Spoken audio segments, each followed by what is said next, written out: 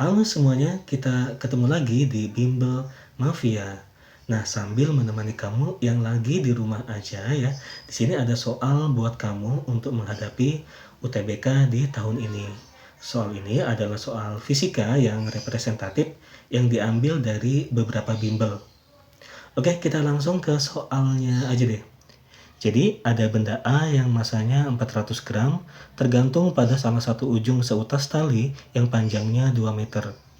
Mula-mula benda ditarik ke samping atas sehingga membentuk sudut seperti ditunjukkan pada gambar. Jika massa benda B-nya 200 gram dan tumbukan yang terjadi adalah tumbukan sentral dengan koefisien kelentingan sebesar 0,5, maka besar kecepatan benda B saat menyentuh tanah itu adalah berapa? Oke, kita pahamin dulu aja ya maksud dari soalnya itu apa. Jadi kan ceritanya ada benda A tuh. Benda A dilepas dari ketinggian di titik P ini ya.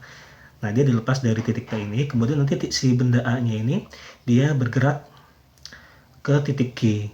Nah, ketika dia sampai di Q, dia akan menabrak si benda B sehingga si benda B-nya akan terpental mendatar ke kiri gitu ya, akibatnya si B-nya jatuh tuh. Nah, ketika si B-nya itu jatuh ya tepat menyentuh tanah, itu kecepatannya berapa? Nah, jadi pertanyaannya itu adalah berapakah kecepatan benda B tepat ketika dia tiba sampai tanah?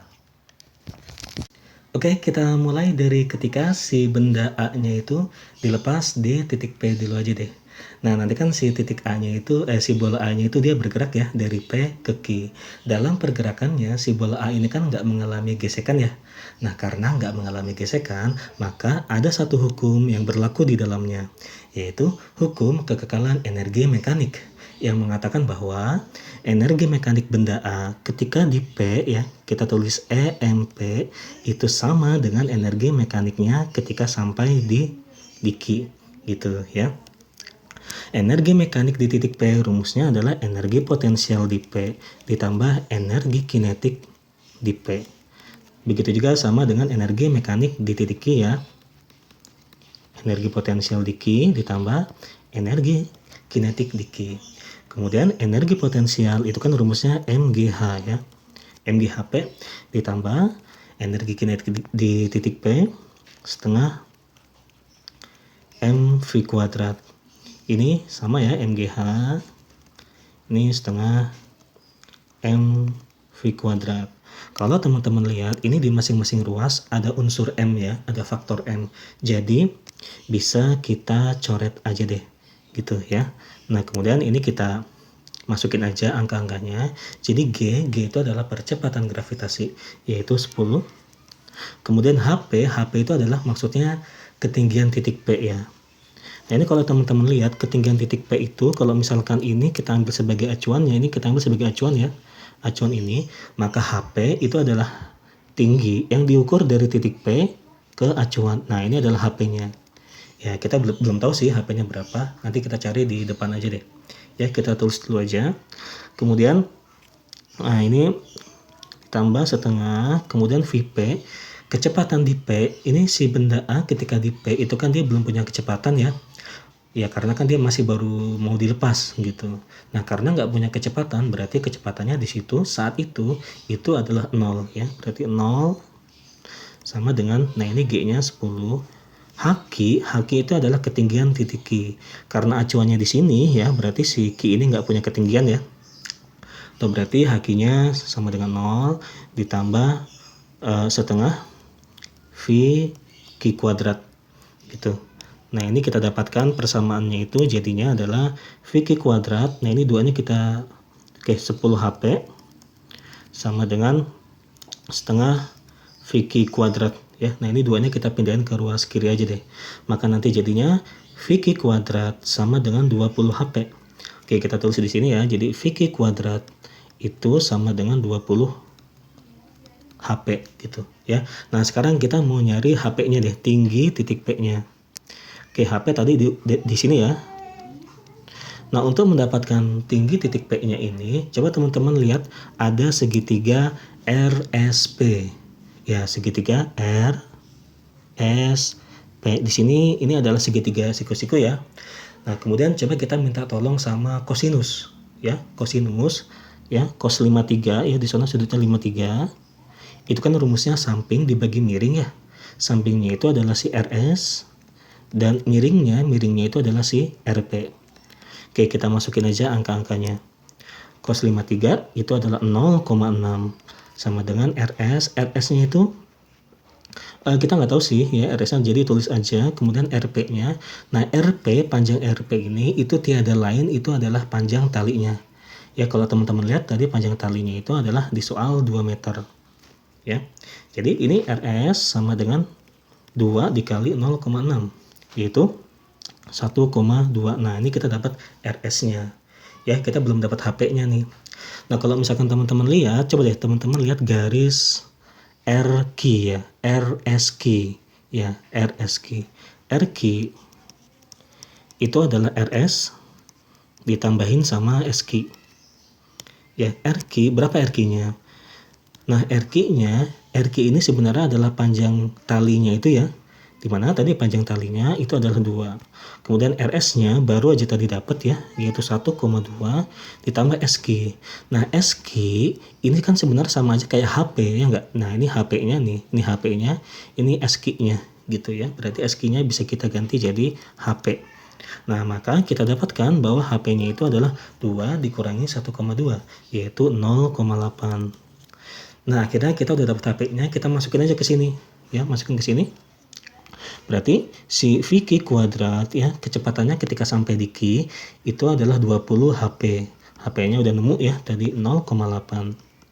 20 dikali 0,8 itu adalah 16. Ya, berarti VQ kuadrat sama dengan 16.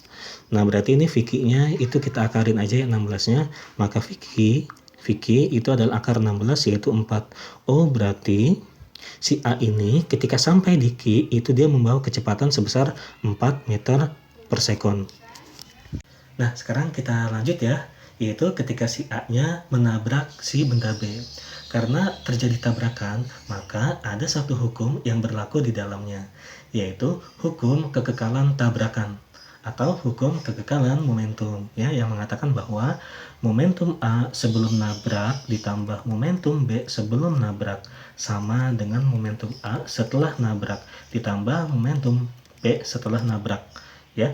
Jadi momentum di A sebelum nabrak itu rumusnya adalah MA dikali VA ditambah ini sama ya, PB berarti MB VB sama dengan PA aksen jadinya MA VA aksen ditambah MB VB aksen. Nah, ini kita tinggal masukin aja angka-angkanya. MA itu tadi massa benda A ya. Massa benda A itu di soal diketahui adalah 400 gram. Kita rubah ke kilogram jadinya 0,4. Nah, ini kecepatan si A sebelum nabrak itu tadi kita udah dapat ya, yaitu kecepatan si A sebelum nabrak si B itu sama dengan kecepatan si A ketika dia sampai di titik Q ini, yaitu tadi adalah 4 ya. Nah, ini jadi kita masukin aja 4 ditambah MB-nya, massa benda B-nya itu 200 gram atau 0,2 kg. VB-nya, kecepatan B sebelum nabrak, sebelum ditabrak kan dia masih diam ya, masih anteng. Berarti kecepatan B-nya atau VB-nya itu 0 sama dengan MA-nya 0,4. VA aksen itu adalah kecepatan A setelah nabrak si B. Kita nggak tahu berapa ya, jadi tulis aja VA aksen ditambah MB-nya tadi 0,2, VB-nya kecepatan B setelah ditabrak kita juga belum tahu. Itu jadi kita tinggal hitung aja deh, 0,4 dikali 4 itu 1,6 sama dengan 0,4 VA aksen ditambah 0,2 VB aksen. Nah, ini kita kecilin aja ya, kita bagi 2, kita bagi 0,2 jadinya 8 sama dengan 2 VA aksen ditambah VB aksen. Nah, ini kita dapat persamaan ini ya. Kemudian kita lihat lagi tadi di soal ya, itu mengatakan bahwa koefisien kelentingannya itu adalah 0,5. Koefisien kelentingan itu tiada lain adalah koefisien restitusi ya. Koefisien restitusi. Jadi itu lambangnya E ya. Jadi E sama dengan 0,5.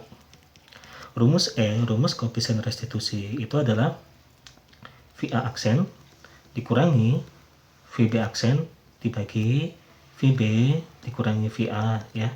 Ini adalah rumus koefisiensi restitusinya. Kemudian ini 0,5-nya enaknya kita jadiin 1/2 aja deh. Ya, nah ini tinggal kita masukin aja angkanya. VA aksennya tadi nggak tahu. VB aksennya juga nggak tahu ya. Kemudian VB-nya, kecepatan benda B tadi sebelum ditabrak itu adalah 0 ya, masih diam. VA-nya itu tadi 4, sama dengan setengah. Nah, berarti VA aksen dikurangi VB aksen sama dengan, nah ini kan 0 kurangi 4 kan min 4 ya. Min 4-nya kita pindahin ke kanan. Jadi setengah kali min 4 yaitu min 2. Nah, ini kita dapat persamaan yang kedua. Persamaan yang kedua ini kita eliminasi aja deh ya dengan persamaan pertama tadi, yaitu ini kita taruh dulu di sini ya, VA aksen min VB aksen sama dengan min 2. Ini tinggal kita eliminasi aja, kita tinggal kurangin aja. Kita tambah, sorry. Oke, 2 VA aksen ditambah VA aksen itu adalah 3 VA aksen. Nah, ini VB aksen ditambah min VB aksen kan 0 ya, habis ya. Sama dengan 8 ditambah min 2 yaitu 6. Nah, berarti kita dapatkan bahwa VA aksennya itu adalah 6 dibagi 3. Yaitu adalah 2O, berarti kecepatan si A ya, bola A ketika setelah nabrak benda B itu adalah 2 meter per sekon. Nah, terus gimana nih kalau seandainya kita pengen tahu kecepatannya si bola B setelah nabrak? Ya kita masukin sini aja. Ya kita masukin sini. Berarti kan ya kita taruh di sini ya. Jadi VA aksen min VB aksen sama dengan min 2. VA aksennya tadi udah dapat 2 ya. Dikurangi VB aksen sama dengan min 2. Ini VB aksennya biar positif kita pindahin ke kanan aja deh. Jadi VB aksen gitu ya. Kemudian min 2 yang di ruas kanan kita pindahin di kiri. Jadi 2 ditambah 2 sama dengan 4. Nah, berarti kecepatan benda B-nya itu setelah ditubruk sama si A adalah 4 meter per sekon. Ini kita udah dapat. Sip, perjalanan kita udah hampir sampai nih. Nah, sekarang kita lihat ketika si B-nya itu terpental ke kiri ya, mendatar dengan kecepatan 4 meter per sekon, gara-gara tadi kan ditubruk ya sama si benda A-nya. Perhatikan bahwa si 4 meter per sekon ini akan menjadi kecepatan awalnya si B untuk bergerak ya. Jadi kecepatan awalnya si B yang mendatar nih ya, X sama dengan 4 meter per sekon. Nah, karena dia awalnya itu bergeraknya mendatar ya, berarti kan kecepatan awal vertikalnya itu 0 ya. Ya, jadi kecepatan awal vertikalnya itu 0, gara-gara kan dia bergeraknya awalnya itu mendatar.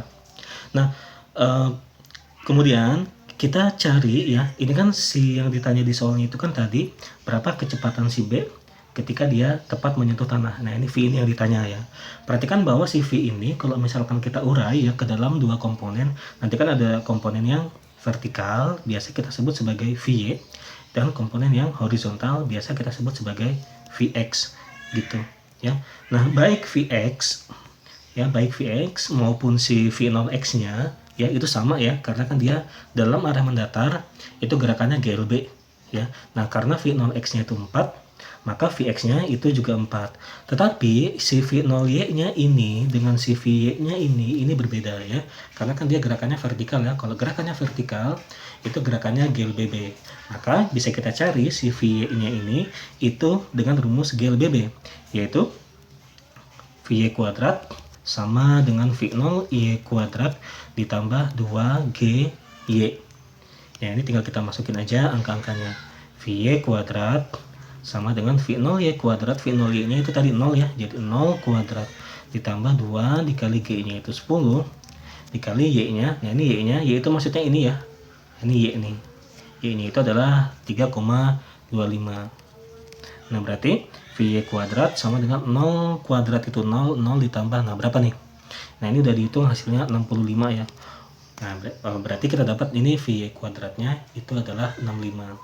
Nah, maka kan yang dicari itu adalah V ya. Kalau teman-teman lihat ini si V ini adalah resultan antara si Vx dan Vy ya. Berarti kita cari si V ini secara resultan ya. Jadi V sama dengan akar dari Vx kuadrat ditambah Vy kuadrat. Berarti V sama dengan akar dari Vx-nya tadi udah dapat ya, jadi 4 ditambah Vy kuadratnya itu tadi 65 nih ya, 65.